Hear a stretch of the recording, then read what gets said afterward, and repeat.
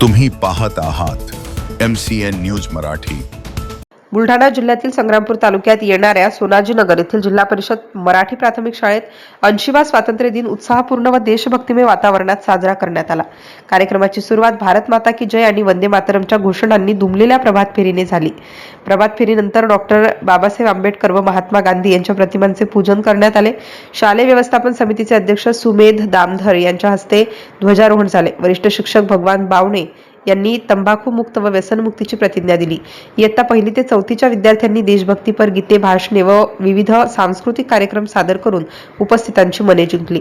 कार्यक्रमास मुख्याध्यापक गणेश जामनेकर, शिक्षक गजानन बावणे, सागर भामद्रे, शिपाई गोरखनाथ डांगे, शालेय व्यवस्थापन समितीचे पदाधिकारी, अंगणवाडी सेविका, मदतनीस, पालक व ग्रामस्थ मोठ्या संख्येने उपस्थित होते।